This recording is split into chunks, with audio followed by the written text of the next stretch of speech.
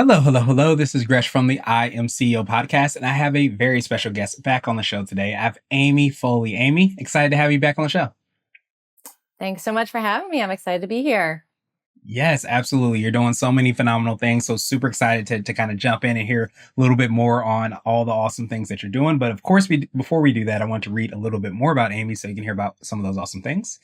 And Amy started her entrepreneurial journey in 2011 when she left her corporate job to have more flexibility and time with her family and started a small virtual assistant business. The business evolved with the help of her co-founder, Michael Reynolds, into what is now known as Inbound Back Office, which provides back office support to marketing agencies. Amy has over 25 years of administrative experience in various industries, including manufacturing, real estate, accounting, marketing, SaaS, and many more. She has a BA in business administration and a master's in information systems. When she's not running her business, she enjoys spending time with her family, running, reading, traveling, organizing any and everything, and optimizing her health. And Amy was a guest on our episode 665 of our IMCO podcast. So super excited to hear about all the awesome things she's been doing since then. And they have loads of great information as well too on their podcast. So I'm sure we'll get a way to try to subscribe and listen to all the awesome things. But what I love about hearing her journey and her growth for the organization is that the virtual assistant business that she had has grown into so much more than I think what she anticipated. So super excited to hear about that journey. Amy, are you ready to speak to the IMCO community? I am. Let's do it. Let's get it started then. So to kind of kick everything off, let's rewind the clock a little bit, hear a little bit more on what you've been working on, how you got started, and we'll let you know all the awesome things you're doing. Yeah. So as far as how it all started, in 2011, I did end up leaving my corporate job after my son broke his femur, and they wouldn't let me work from home. Of course, that was before work from home was really a thing. So they eventually did let me. And then I wanted to do it more because I realized it was so amazing. And they said, absolutely not. So that's kind of when I started I initially was looking for like an actual job working from home. And I found one part-time. So to get my foot in the door and to kind of feel, what it felt like to work virtually for a company, I did that on nights and weekends, and then it turned into a full-time job.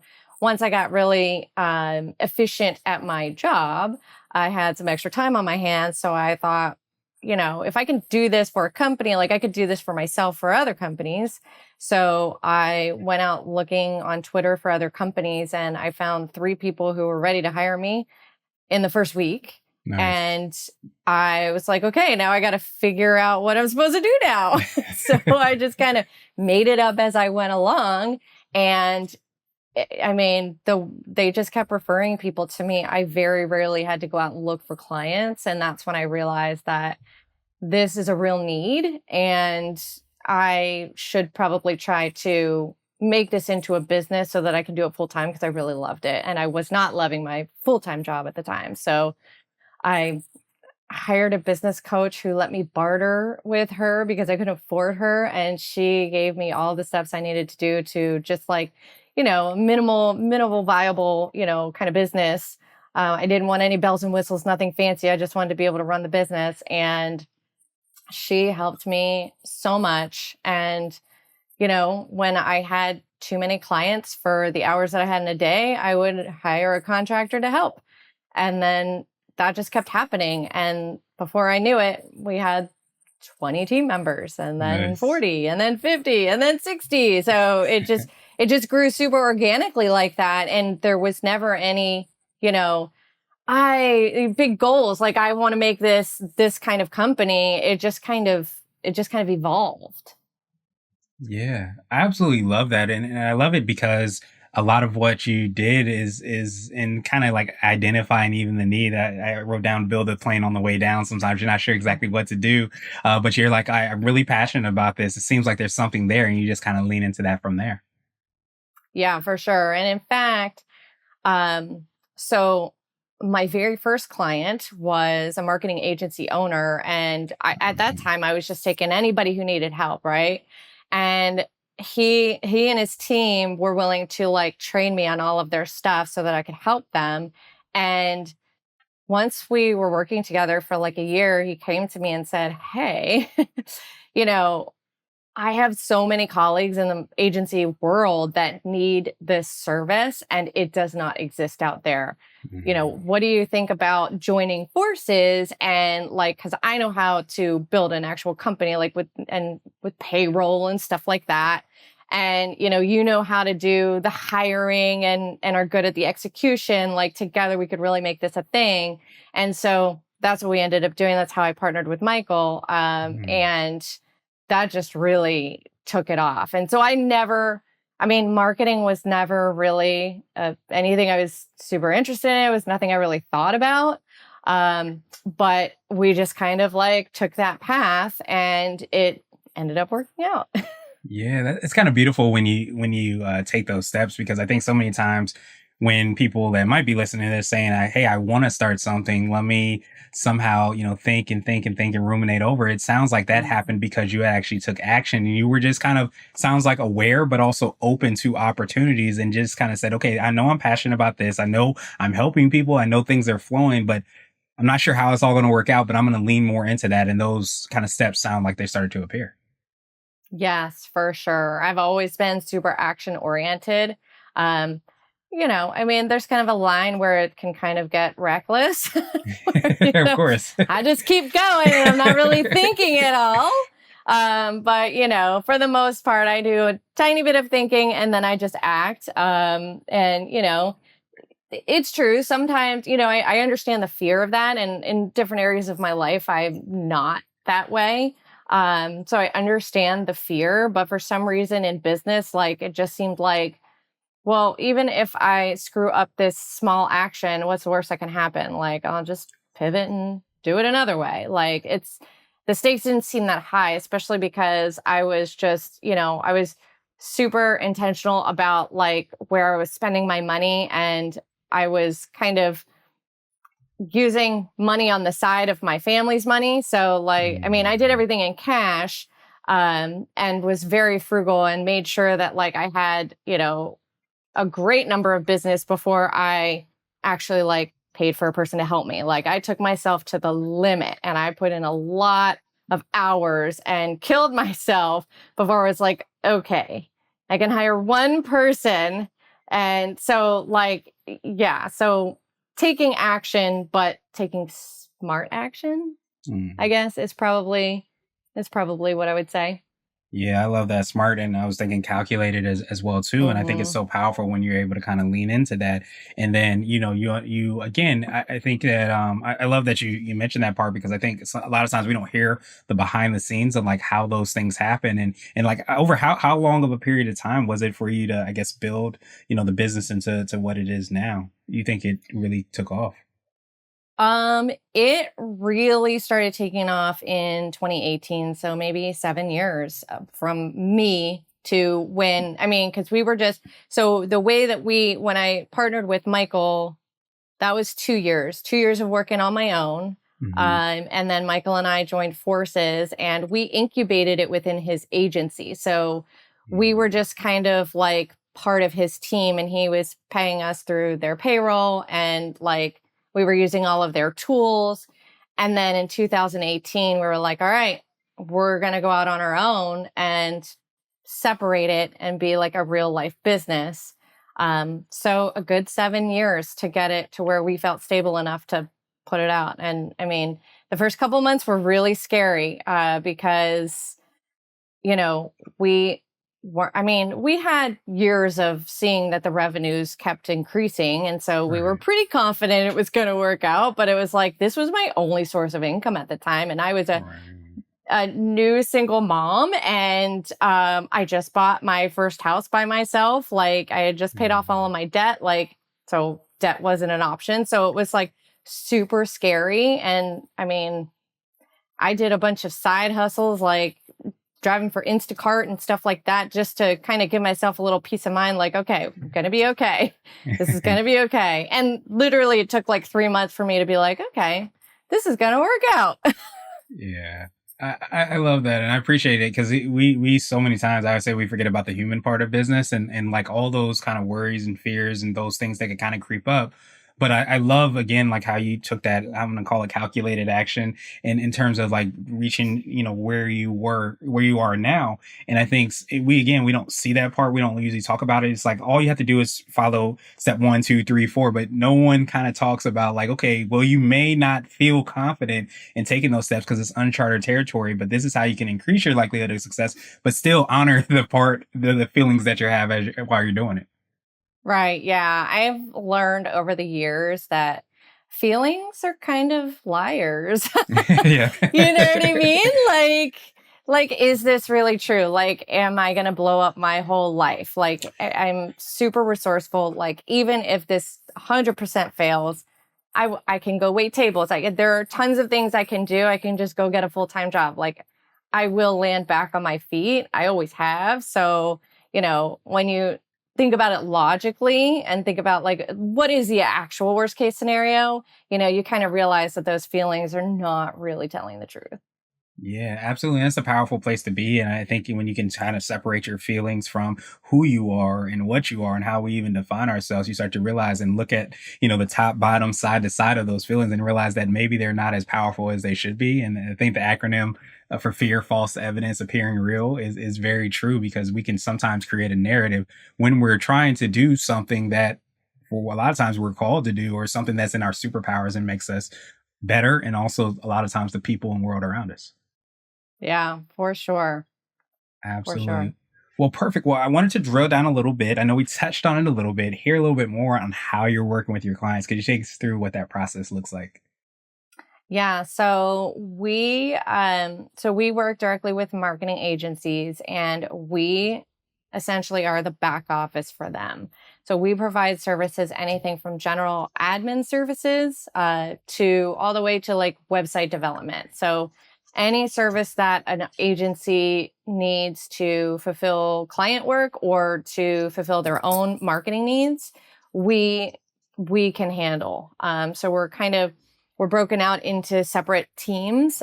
Each team has its own manager, so they kind of operate as their own kind of little companies, Mhm. and they work directly with the clients, sometimes with the end clients, depending on the nature of the service. And it's all on demand, which is really what our clients like. With there's no subscriptions, there's no monthly fees, no No minimums, nothing like surcharges. that.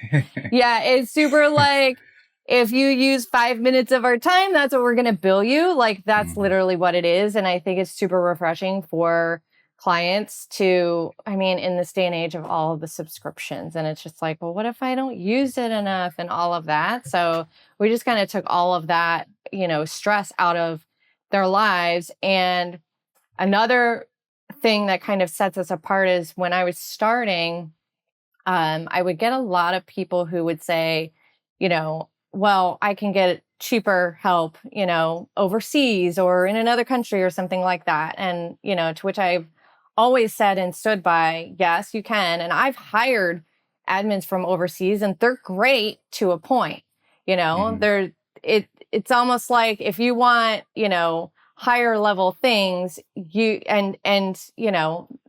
kind of like cultural things and communication type things, like you're just not going to get that um in a company overseas Mhm. and I've experienced that, so I can speak to the experience that they are probably having. So, we always have people who will go try doing Mhm. it that way, saving some money, and then eventually they come back because they realize for this type of work, I mean, depending on the service and depending on what tasks they are. I'm not saying Mhm. every single task is done better by a US company, certainly Mhm. not. But overall for what our agencies are looking for help with, like they need US people who are used to working, for US companies and for, US end clients. Like they just understand how it all works just a little bit better. Yeah, that makes a lot of sense. And I think too, just like having the transparency, however Hmm. you're going to build that company, especially if they want to have that as part of what they do and that value add, it's so important to understand that, to know that that's happening and have that communication and understanding. And I love kind of like the ability, because I feel like you kind of spoke to it when you said that you all were starting, and sometimes you have that fear and uncertainty. I imagine that there's a lot of those marketing companies. I'm sure you're having conversations with that might have that same type of, uncertainty around how the things are going to be executed. If they get all these leads and opportunities and close all these deals, how are we actually going to make that happen? And to be able to kind of have you as that back office, that support, probably is a very huge sense of relief.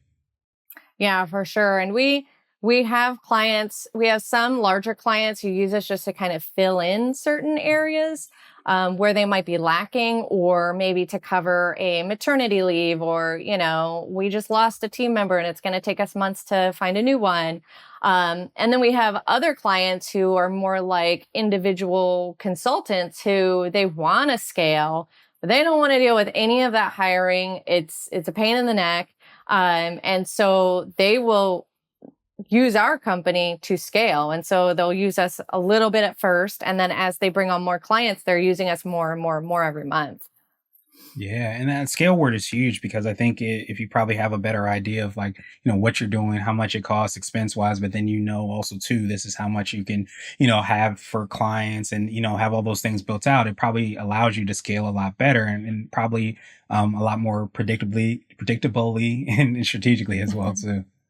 Yeah, definitely, definitely. And that's kind of, we've kind of morphed our messaging a little bit to, say that, we'll help you scale. Because I Mm. think that I know for myself, I find it a little more fulfilling to work for companies like that who, we're really helping them realize this goal, instead of like a larger agency who's using us to, fill a hole temporarily. Like, yes, it's great to be able to do that, but I love being able to help smaller agencies, achieve these ultimate goals of growing to where they want to be. Yeah, that makes so much sense. I almost wonder, do you feel like, and we talked about your journey and how you've been able to grow and build and do all those things. Do you start to see that? Because like it helps so much. Because I always say like I love people telling their journey and their story, because when you're going through that journey, it can feel very isolating and lonely and all the things. When you hear somebody else's story, you start to realize that, hey, maybe I'm not doing it wrong. Hey, maybe this is just like how the journey goes, but also too that there is light at the end of the tunnel. Do you feel like you get those same feelings? Yeah, definitely. And, you know, all the people that have helped me on the journey, I often think of them. Many of them are still on my team. I mean, Mhm. my very first people who were helping me are, team leads now on my team and have been here since the beginning. And even, Nice. my first, overseas admin, like I loved her. She was amazing. Like it took so much stress off of me. And just to think about like how amazing they were and helping me, be able to achieve this goal. And I'm like, I want to do that for somebody. So yeah, like, and yeah, like you said, it's I do often think about, thinking back on like how it was built, and it was kind of clunky. There was not any real strategy. It was, and at the time I'm like, this is probably the wrong way to do it, but it's kind of working for me. So we're just going to keep going. But now I'm realizing that, there's no right or wrong way to do this, to be honest. Like, I mean, there's so many gurus out there who try to tell you like this is the best way to do things. You got to get up at 4 a.m and do your cold plunge, do your journaling, and do like all the things. And it's just like, you know what, that's great for you if that works for you, but like this is what works for me, and I'm achieving what I want to achieve. And everybody's journey is kind of individual, I think.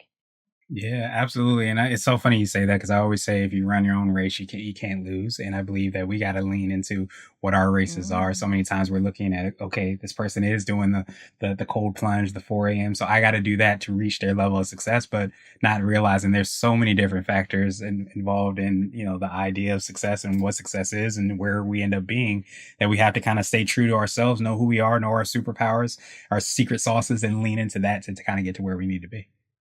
Yes, for sure. And there were lots of times along the journey where I'd be, doing something like when we decided to niche in marketing, and like there's that voice in the back of my head, like, is that really what you want to do? Like, you're really narrowing the market. And but it felt right. And I was just like, well, we'll try. I mean, we can always expand our market later if we want to. And, so it was just kind of like, it's always there. That those voices are always going to be there, especially with social media. Oh my God, it's everywhere. Yes. There's always people and everything's contradictory. It's just like, Yeah. just try to figure out what the best things to eat are. Oh my gosh. And like Yes. what not ever to eat. Like you just can't even get a straight answer anymore. And it's just like, it makes you so confused. You just have to kind of block it all out and just say, this is what I'm going to try. And if it doesn't work, I'll try something else. Yeah, I think putting those filters on is so powerful, and those questions that you asked is extremely powerful because, yeah, you said earlier, like when we're kind of encountering something, we're not sure if it's going to work out. Like, what's the worst that can happen? And really asking those questions, I think, helps to like remind us that I believe the real people that do achieve that success, it is clunky. It is not perfect. It's very imperfect. And I think when you start to realize that, and you start to realize it's not so much getting it right on day one, it's being able to kind of pivot when you need to pivot and have that resilience to be able to continue on to the journey. That's what really is like kind of the key to those successes. Yeah, definitely agree with you there. Perfect, perfect, perfect. So I wanted to switch gears a little bit, and I want to ask you for what I call a CEO hack. So this could be like an Apple book or even a habit that you have, but what's something that you lean on that makes you more effective and efficient? To be honest, I it's something that I know helps me so much and I don't do it enough. I'm not sure the psychology behind it. So time boxing, because Mhm. essentially scheduling out all of your tasks on your calendar. Mhm. Because, I have a to-do list that is 10 miles long. And, especially in the way that we work today, like it's never like, oh, we'll get to it tomorrow. It's just like this never ending list. And we just feel like we have to just keep plugging away at it to get everything done. It's never all going to get done. Like things are just going to keep being added to the end. And so I found myself in getting overwhelmed just looking at the list and going, man, I have so much to do. So when I actually force myself, and I do it to force myself, and I don't know why, like, I know it makes my life so much better, but yet I resist it, to schedule out all of the tasks so I can see realistically, this is what I'm getting done today around all the other things like appointments and, eating, I Yeah. mean, like, picking up kids and things like that. This is realistically what I'm getting done today. And I just have to make peace with that. And that's how it is. Um, and it just brings such a sense of calm. And also just to see, like, okay, this is what I'm working on right now, instead of looking at the list and trying to figure out, like, what do I work on next? And I spend like 15 minutes, like, trying to figure out the best thing to work on next. Like, it just makes it so much more calm and efficient. Yeah, and I think I'm glad you touched on the part where the to-do list honestly never ends. The idea of inbox zero or even to-do list zero, a lot of times is maybe because we're just not putting everything on there. There's always something to do. There's Right. always a fire to put out. But I think it is so much power in being able to kind of say that, okay, I'm taking this master list, or maybe being able to prioritize and say, these are the things that I'm going to get done this week or this day or whatever it is, and start to literally say, I'm going to work on this from 1 to 2 o'clock, or 9 to 4, whatever time you decide. I think there's power in like being able to kind of know that you won't get to the end of the list, but know that you're getting something done. It's kind of like that fine line, I guess you could say. Exactly, exactly. And it helps me I've always been such a reactive type of person in my work. And because I've always been an administrative assistant. And so Yeah, that's it's the kind of the nature. nature of that Yeah. type of job. And so it's just been ingrained in me to just, when somebody needs something, I go do it right now. And that's how my day is filled. And then when nobody's asking for something, I don't know what to do. Yeah. And so it takes me from being reactive to being intentional, which is something I'm really trying to lean into, especially like this year. It's kind of like a theme that I've created for the year. Like, I want to be more intentional with all the things. And so time is, a really big thing, Yeah. And so being intentional with your time, because there's lots of other things outside of work that I need and want to do. I mean, I like to exercise. I've got a family. I've got a puppy. Like, we've got all the things. And so, like, you just can't go 24 hours. So being more intentional is really a good benefit of time boxing. Yeah, it ends up being such a huge thing, and like you touched on, we often have more than one hat and more than one role that we're responsible for, whether it be within our organizations or personally or professionally or hobbies or clubs, whatever you might be involved in. Usually, you have another responsibility. So to kind of be able to look at the lay of the land, I guess you can say, and say, okay, I'm going to work on this then at this specific time. It gives a little bit more peace as well too, and that intentionality like you mentioned and said so well, so that you can still be all the things and still kind of execute them as best as you can. Yeah, for sure. For sure. Perfect, perfect, perfect. So, what would you consider to be what I like to call a CEO nugget? A little bit more word of wisdom or piece of advice. I like to say it might be something you would tell your favorite client, or if you hopped into a time machine, you might tell your younger business self. I always tell people to hire people better than you. Um, I find that there's a lot of egos in business, and a lot of people just love being a manager or a boss so they can tell people what to do. But what I learned very early on, and probably learned it from being an employee, and realizing what not to do, is that I hire people who have skills that I don't have and who are way better than me at what they're doing. They're experts.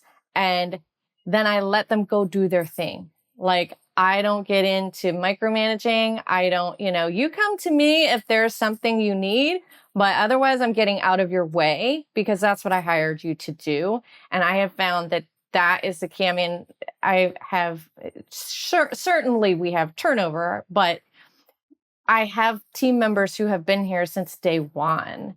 And Mhm. so, like, there's something to be, I mean, obviously, that's, evidence that they love that type of, work environment where they are considered experts in what they do. They know that they were hired to be an expert, and I'm actually letting them be the expert they are. Yeah, and that's powerful to have that autonomy, that ownership as well too of the things that you're doing because I think, we all have our superpowers, our secret sauces, things that make us unique and really make us powerful. But I think so many times we don't get the opportunity to show that because we can be micromanager, we can be kind of maybe second guessed by those things or whatever might happen. But at the end of the day, I think when you start to value people and say, "Hey, I brought you on so that you can execute that, and I'm giving you space and time, and I'm here to support you," it ends up being incredibly powerful and I imagine uplifting for yourself and the team as well.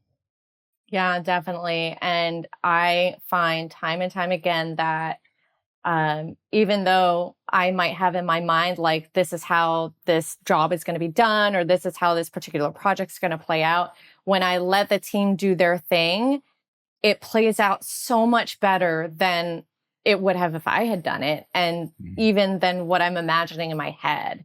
So it's just, you just kind of got to get out of your own way and, take your ego and throw it aside and just be like, okay, this is what I hired him to do. I'm going to let him do it. Yeah, absolutely. And that ego part is big because it could be your greatest superpower in the sense that you sometimes we have the ego to believe that we can create something better and that you need that ego to believe that you can do something audacious like that. But at the same time, you can also it could be your biggest downfall as well too because you think that you can do everything and be everything and you know everything and it doesn't allow that opportunity to be able to grow to bring on more excellent people in certain areas and all those things that you need from like a lesser ego. Yeah, I find that some potential clients that I talk to, they don't want to outsource even because they just are like, nobody's going to do it as good as me. It's just Mm. not going to happen. And so, like, they're really shooting themselves in the foot because it's like, well, you've only got so many hours in a day to do it yourself. So, if you're not going to give up some of that control and let, these people who know what they're doing, try to take some of that off your plate, you're going to be spinning your wheels and you're going to be exactly where you are in 10 years. You're going to be where you are today. Yeah, and which is why it's so powerful that it even sounds like too, like you're able to tap into that awareness when, having those conversations with people, because you use the word scale, which is huge. You don't scale by doing all the things. You scale by a lot of times leaning into the thing that you do best, your superpower, your secret sauce, and then you start to figure out all the other things they need to get done, but they don't have to necessarily get done by you, or sometimes even your team that you might have in house. Exactly. Yep. You got it. Perfect, perfect, perfect. So now I want to ask you my absolute favorite question, which is the definition of what it means to be a CEO. And our goal is to have different quote unquote CEOs on the show. So, Amy, what does being a CEO mean to you? Being a CEO to me means two things: being able to help people with something that they need help with. I love being able to help, and that's been my mindset since the beginning. I've never been I need to make so much money. It's was always about helping and how many clients can we help, and also giving an amazing work environment for our people, because that is something that I was looking for when this all kind of started. And it was always my intention to make a way better work environment than I ever had.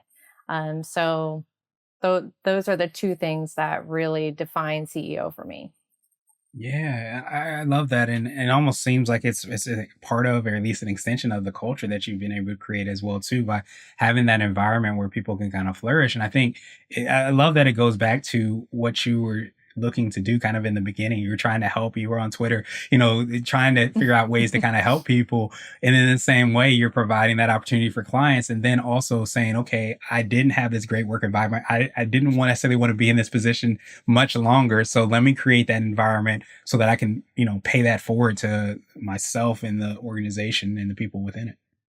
Yes, for sure. And it's been a little challenging now that a lot of companies have gone to virtual work environments. So as far as like competing for, you know, employees who are looking for that, because they can kind of find that everywhere at this point. But um, it just kind of made us up our game and really, hone in on, you know, a lot of these other companies that were in office and now are virtual.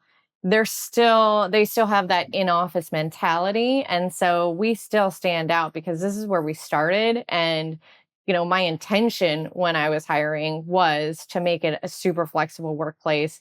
Um, where people had autonomy. And so I think that a lot of the people that we tend to hire maybe have tried other companies and realized that not all virtual companies are the same. Yeah, I'm glad you spoke to that, because it sounds like it definitely is part of the DNA. And since you started literally, from that, workplace, and the work from home, the WFH, you were a Right. trailblazer in that. And I think that, to me, I don't know if you feel this exact same thing, but I feel like a lot of times it's looking at somebody else's race and saying, okay, we want to implement that. So, okay, this person's doing work from home. So let's try to add that into what we're doing as part of the benefits package or the things that we're doing. But if it's not embedded within the culture, I feel like it's still not quite right. And it's still not that quite right environment to be able to have a person flourish. And I believe when you have that as part of your DNA and a foundational piece, then it starts to kind of breathe in every aspect of the business and what you're doing. Yes, definitely. Definitely. Perfect, perfect, perfect. Well, Amy, truly appreciate that definition. And of course, I appreciate your time even more. So, what I want to do now is pass you the mic, so to speak, just to see if there's anything additional that you can let our readers and listeners know. And of course, how best people can get a hold of you and find about all the awesome things you and your team are working on. Yeah, for sure. We have a podcast that I started years ago. I handed it over to one of our teammates to host for a while, and I have actually taken it back over. So excited to say that my first episode should come out shortly. So check out our podcast, and you can find that on our website, which is inboundbackoffice.com.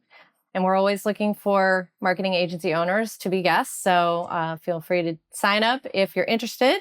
And I am very active on LinkedIn. That's the one social platform that you should find me on. You can just find me at Amy Foley. Awesome, awesome, awesome. Well, thank you so much again, Amy. To make that even easier, of course, we're going to have the links and information in your show notes as well, too. And I truly appreciate you, obviously, for taking some time out today. But I love everything you're building, and I love the reason behind. I always say we want to know, of course, what you do because that's important, but we want to know why you do it. And hearing your story and your journey, you hear the why, you hear why that impacts so many other organizations and marketing companies as well, too. So appreciate you again, appreciate your time, and I hope you have a phenomenal rest of the day. Thank you. Thanks for having me.